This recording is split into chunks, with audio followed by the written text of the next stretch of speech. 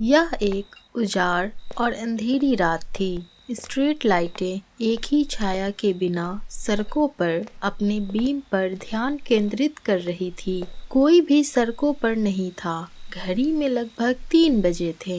सड़कों से लगभग 200 मीटर दूर एक ध्वनि आई। ध्वनि धीरे धीरे करीब आ रही थी। फिर यह स्पष्ट हो गया कि ध्वनि चलने वाले जूते की आवाज थी। किसी का पीछा कर रहा है, पता नहीं क्यों। जल्द ही वे दोनों स्ट्रीट लाइट के फोकस में थे। बड़ी छायाएं दिखाई देती है। वे जब धीरे धीरे आगे बढ़ रहे थे, व्यक्ति को देखना आसान नहीं था। उनमें से एक अब खुद को बचाने की कोशिश कर रहा था। वो रो रहा था और उस पर दया दिखाने के लिए विनम्र अनुरोध के साथ भीख मांग रहा था। वह अपने जीवन के लिए भीख मांग रहा था, लेकिन दूसरी छाया अब बंदूक के साथ अपना दाहिना हाथ उठा रही थी। छाया तो मशीन गन से भी बड़ी थी और रिवॉल्वर वाला आदमी वहां से भाग गया। समाचार पत्रों में अगली सुबह वो परछाइयां स्पष्ट चेहरे में बदल दिया गया।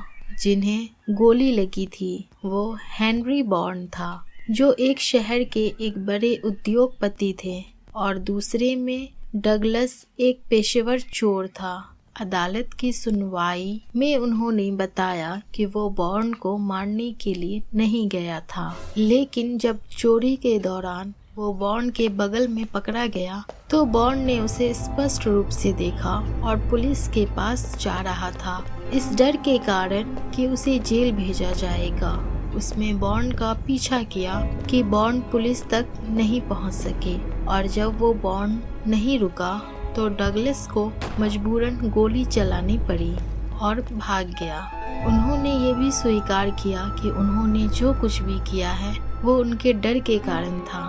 उन्होंने बॉर्न को मारने के लिए कोई इरादा नहीं किया था। कोर्ट के सुनवाई सत्र के बाद कोर्ट ने डगलस को दोषी पाया और अदालत ने कहा कि डगलस ने ऐसा जानबूझकर किया होगा।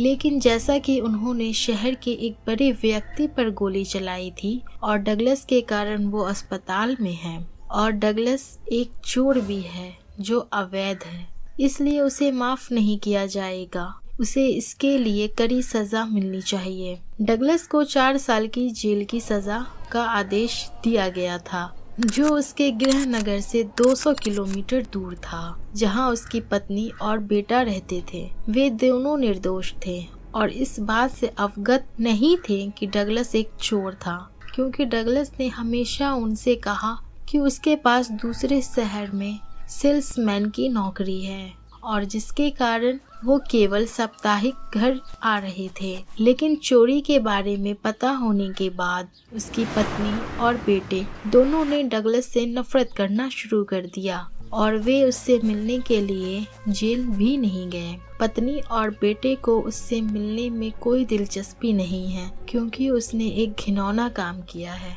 जेल में बंद डगलस बड़े गुस्से से उन पर चिल्लाता है। वो खुद पे चिल्लाता है और कहता है कि वो जो भी कर रहा था ये केवल उनके लिए था और वे मुझे देखना नहीं चाहते थे। कुछ क्षणों के बाद वो एक पेड़ के नीचे बैठ गया और शांत हो गया। उसने खुद से कहा कि मेरी पत्नी और बेटा सही थे, उन्हें अपने भविष्य के लिए मुझसे नहीं मिलना चाहिए। मैं उनके लिए अच्छा इंसान नहीं हूँ। कहीं न कहीं उसे यकीन हो गया कि वो गलत है और वो जो भी कर रहा था वो गलत था। जेल में धीमी गति से दिन बीत रहे थे और अब वो दिन प्रतिदिन बेचैन हो रहा था। वो बाहर जाना चाहता था और एक नए डगलस के साथ अपना जीवन शुरू करना चाहता था। वह अपने बेटे और पत्नी से माफी मांगना चाहता था। वह उन्हें ये सुनिश्चित करना चाहता था कि वो अब पूरी तरह से बदल जाएगा और अपने परिवार के लिए कड़ी मेहनत करेगा। लेकिन यह सिर्फ सजा की शुरुआत थी। चाहे आप जेल के पहले दिन अपनी गलती का एहसास करें या आप अंदर से पूरी तरह शुद्ध हो गए हो। आपको सजा पूरी करनी होगी क्योंकि यही कानून का नियम है। और डगलस को भी इसका पालन करना था।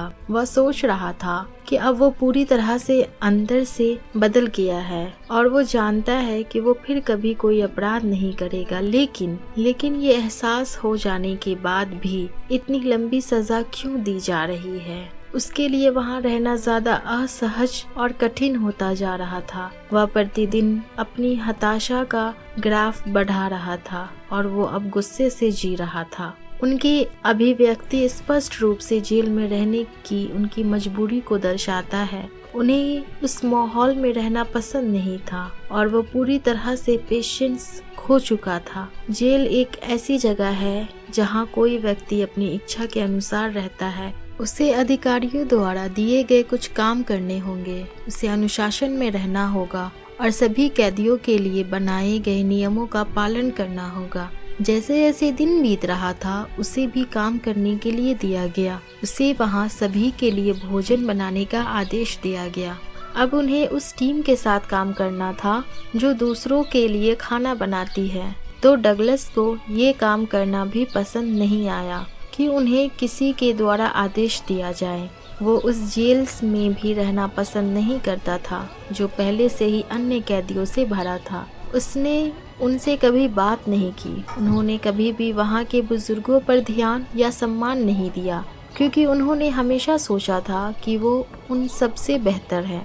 वो अपनी नाक बंद करके दूसरे कैदियों के पास से गुजरता था क्योंकि उसे उन्हें दुर्गंध आती थी। वो कभी भी उन्हें नहीं छूता था क्योंकि उसे लगता था कि वो दूसरों की तुलना में साफ था। इस तरह वो अपनी सजा को प्रेरित करने के लिए अपना जीवन जी रहा था, लेकिन वास्तव में वो अपनी सजा को 2 गुना कर रहा था। उसने खुद के लिए अपनी सजा को ज्यादा मुश्किल बना लिया था। एक दिन वो भोजन बनाने के लिए अपनी टीम की सहायता कर रहा था और किसी तरह उसके हाथ लोहे की प्लेट के संपर्क में आ जाते हैं जो ब्रेड पकाती है। उसने हवा में अपने जले हाथ को जोर से झटकने लगा और अपनी उंगलियों पर मुंह से हवा बहानी शुरू कर दी। जॉनी नाम की टीम के एक व्यक्ति ने ये देखा और तुरंत उसने जबरन हाथ पकड़कर पानी के कटोरे में डाल दिया और थोड़ी देर के लिए वहीं रहने दिया। डगलस को जलने का डर था इसलिए जॉनी को ऐसा करने दिया, लेकिन जब यह थोड़ा सामान्य हो गया उसने एक अवांछित गुस्सा दिखाया और अपने हाथ को बेरहमी से खींच लिया और जॉनी को एक बड़ी आंख की अभिव्यक्ति देते हुए वहां से अपने सेल में चला गया। कुछ समय बाद जॉनी वहां रोटी लेकर आया। उसे खाने के लिए डगलस को दे दिया, लेकिन उसने उसे लेने के लिए मना कर दिया। जॉनी ने जोर देकर कहा कि उसे कुछ खाना चाहिए, अन्यथा वो कमजोर और खराब स्वास्थ्य प्राप्त कर सकता है। इस डगलस को सुनकर कहीं न कहीं लगा कि ये लाइन किसी और की है, लेकिन इसे किसी अजनबी ने दिया है। डगलस ने अपने परिवार के बारे में याद किया। वो निराश हो गया और उसने प्लेट फेंक दी। इस व्यवहार पर उसकी पिटाई के लिए कुछ सुरक्षा कर्मी वहां पर आए। डगलस उन्हें देखकर दंग रह गया। तभी अचानक जॉनी डगलस की सुरक्षा कर्मियों के बीच आ गए। उसने कहा कृपया उसे इस बार क्षमा करे, वो फिर ऐसा नहीं करेगा। जॉनी के इन शब्दों को सुनकर वे पीछे हट गए। डगलस सदमे में था कि एक कैदी होने के नाते जॉनी अधिकारियों पर इतना प्रभाव कैसे डाल रहा। डगलस गलती नहीं कर सकता। जॉनी एक बार फिर डगलस की ओर बढ़ गया। उसने रोटी की वो थाली डाल दी और फिर से डगलस को दे दी। इस बार डगलस गलती नहीं कर सकता। उसने इसे हाथ से ले लिया और बस चुप्पी साधे रहा, लेकिन खा नहीं रहा। वो बेहद परेशान था। सिर नीचे जमीन पर वो इतना असहाय दिख रहा था कि इस स्थिति को देखते हुए जॉनी ने एक अनुभव भरी मुस्कान दी और डगलस के बगल में बैठ गया। उन्होंने कहा कि चिंता मत करो। डगलस अभी भी उसके साथ बात नहीं कर रहा था और ना ही खा रहा था। नीचे जमीन पर देख रहा था और कहीं खो गया है। जॉनी ने उसे बताना जारी रखा। जब मैं यहाँ आया था तब मैं 45 साल का था, अब यह 53 है। मुझे तब छोड़ा जाएगा जब मैं 55 साल की उम्र में रहूंगा। शुरू में मैं ज्यादा नाराज और गुस्से में था। मैं भी चिल्ला रहा था और लड़ रहा था और हमेशा सुरक्षा कर्मियों द्वारा पीटा जाता था। लेकिन जब मैंने आज आपको उसी ट्रैक पर जाते देखा तो मैं खुद को रोक नहीं सका, क्योंकि मैं परिणाम की कल्पना से चिंतित हूँ। यदि आप इस तरह का व्यवहार करेंगे तो आपके साथ क्या होगा? आप पसंद नहीं करते हैं। आप अपने और दूसरों के लिए आप अधीर हो जाएंगे। आप एक ऐसे व्यक्ति बन जाएंगे जिसे आप पसंद नहीं करते हैं। आप सभी के लिए नफरत बन जाएंगे। मैं अपने आप को आप में देखा दोस्त। जब मैं शुरुआत में यहाँ आया था तो मुझे भी जगह या लोग पसंद नहीं थे। मैं यहाँ की हर चीज से नफरत करता था और मैंने उन दिनों बहुत सारी चीजें खो दी। अंततः मैंने पाया कि मैंने अपने अंदर एक राक्षस पैदा कर लिया है। डगलस अब जॉनी को बहुत ध्यान से सुन रहा था, क्योंकि उसने देखा कि कहीं न कहीं उसकी कहानी डगलस के बारे में थी। जॉनी ने उससे पूछा, क्या आप जानते हैं कि मैं एक राक्षस की तरह क्यों बन गया? इस बार डगलस ने जॉनी की आंखों में देखते हुए पूछा, क्यों? उसने उत्तर दिया, क्योंकि मैं अधीर था, क्योंकि आपके रूप में से इस जगह से उड़ान भरने की जल्दी में था। मैं भी आजाद होना चाहता था और जल्द ही अपने लोगों के पास जाना चाहता था। डगलस ने तुरंत पूछा, क्या इसमें कुछ गलत है? अपने परिवार के लिए जल्द ही बाहर जाने की इच्छा करना गलत है? जॉनी ने कहा, नहीं, काश यह कभी गलत ना हो, लेकिन जिस तरह से आप व्यवहार करते हैं और प्रतिक्रिया करते हैं वे गलत है।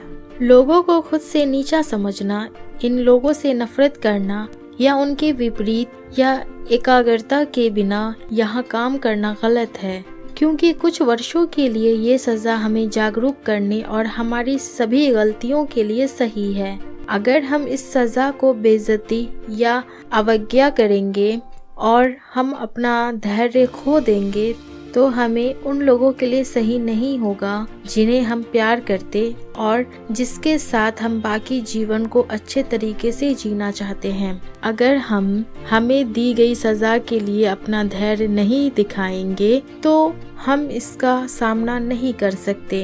ये सुनिश्चित है कि आप अपनी सजा पूरी होने से पहले मुक्त नहीं होने जा रहे और फिर उसके लिए निराश या अधीर क्यों होना चाहिए, जो निश्चित रूप से होना ही है। सजा पूरी होने से पहले उड़ान भरने का आपका सारा प्रयास बेकार है। आप यहाँ अपने और अपने लोगों की बेहतरी के लिए सीखने के लिए हैं। इसलिए घबराएं नहीं और अपने आप को बदलने का एक मौका दें। आप जीवन में कभी फिर से कुछ गलत ना करें।